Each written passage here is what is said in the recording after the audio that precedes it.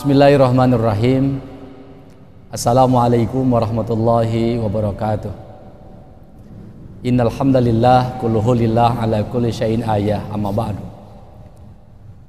Hadirin yang Allah muliakan, suatu hari Abdullah bin Abbas kedatangan sahabatnya seraya mengatakan, "Wahai Ibnu Abbas, hari ini hatiku sedang resah.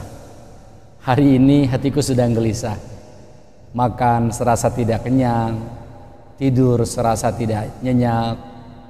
Hatiku dipenuhi dengan iri, dengki, sombong, dan serakah. Ketika sahabatku mendapatkan kenikmatan, aku bersedih. Ketika sahabatku mendapatkan musibah, aku bergembira, bahkan bertepuk tangan. Wahai Abdullah, ada apa dengan hatiku, wahai Abdullah?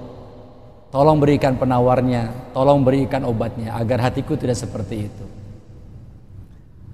Maka Abdullah kemudian mengatakan, "Wahai sahabatku, kalau hatimu selalu resah, gelisah, ketika orang mendapatkan kenikmatan Anda bersedih, ketika orang lain mendapatkan musibah Anda bergembira, bahkan bertepuk tangan, itu tandanya di hatimu ada penyakitnya. Kalau badan kita yang sakit, kita akan mudah mencari dokter untuk mengobati, menterapi sakit yang kita rasakan. Kalau tubuh kita yang sakit, kita akan dengan mudah datang ke seorang dokter untuk diobati.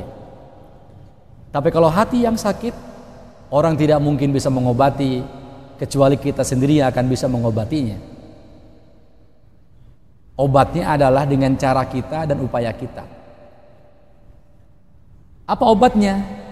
Yang pertama, kata Abdullah, kalau hati kita selalu resah, minyak goreng naik, resah, kerupuk naik, resah, barang-barang susah dibeli, timbul gelisah, suami jarang pulang, timbul gelisah, orang lain mendapatkan kenikmatan, kita bersedih, orang lain beli kulkas, kita yang kedinginan, orang lain beli motor, kita yang lari, itu ada penyakitnya.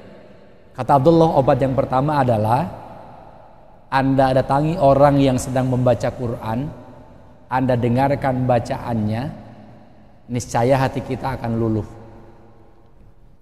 Jadi Al-Quran, jangankan mengamalkannya, jangankan menafsirkannya, jangankan mempelajarinya, jangankan membacanya, mendengarnya sudah termasuk ibadah, bahkan menjadi obat dari keresahan hati yang kita miliki.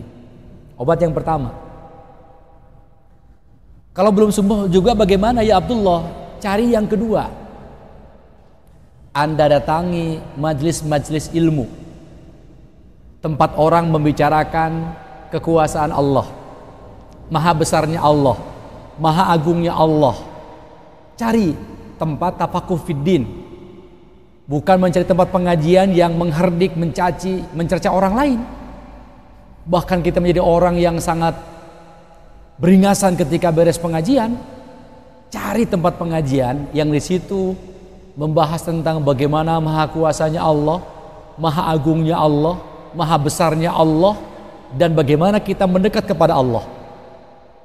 Cari tempat itu. Itu akan menyembuhkan sakit yang kita miliki, sakit rohani yang kita rasakan. Perasaan iri, dengki, sombong, dan serakah, ujub, takabur akan hilang. Obat yang kedua, cari tempat kajian Islam yang semakin mendekatkan kita kepada Allah Subhanahu wa ta'ala. Bukan malah kita semakin memberontak kepada keadaan, tapi cari tempat kajian yang semakin kita dekat dengan Allah. Kalau belum sembuh juga bagaimana ya Abdullah? Cari obat yang ketiga. Apa itu?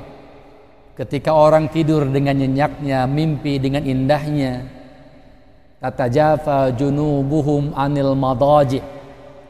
Kita bangun dari tidur, kita gerakkan tubuh kita. Ketika orang tidur dengan nyenyaknya, mimpi dengan indahnya, kita bangun. Untuk apa? Melaksanakan sholat tahajud. Itulah kenapa tahajud diberikan posisi yang sangat mulia dan terhormat bagi pelaku dan pelaksananya. A'udzubillahi minasyaitonirrajim. Bismillahirrahmanirrahim.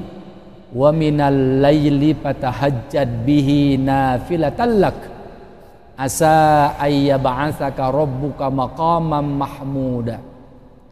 Allah siapkan, Allah janjikan bagi orang yang sholat tahajud, muqawamah, mudawamah, continue, terus menerus, asa ayyab'atsaka rabbuka maqaman mahmuda. Allah tempatkan dia di tempat yang sangat terpuji. Bukan tempat yang paling tinggi, tapi tempat yang sangat terpuji. Obat yang ketiga, ketika kita punya perasaan iri, dengki, sombong, dan serakah tidak nyaman di hati kita, resah, gelisah, galau hati kita, maka obat yang ketiga adalah ketika orang tidur dengan nyenyaknya, mimpi dengan indahnya, kita bangun sholat tahajud. Kalau belum sembuh juga, bagaimana wahai Abdullah?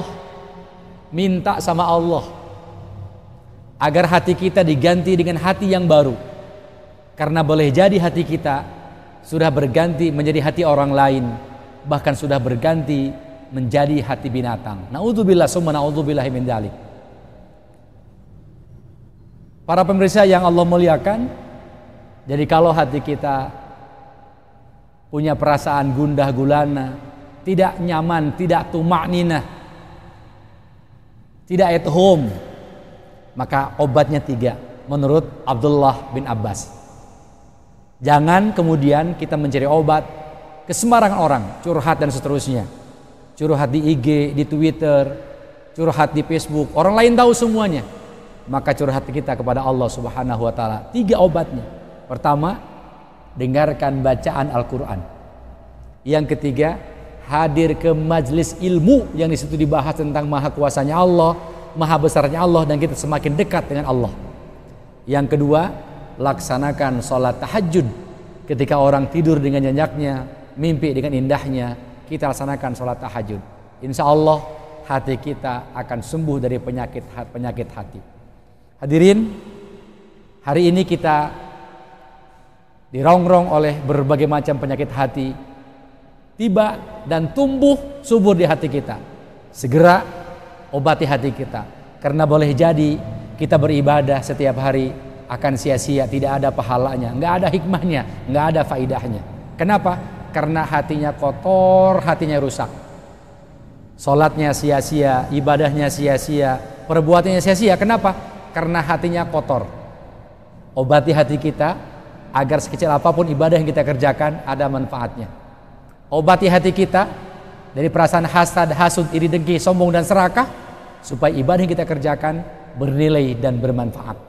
Selamat mencoba. Wassalamualaikum warahmatullahi wabarakatuh.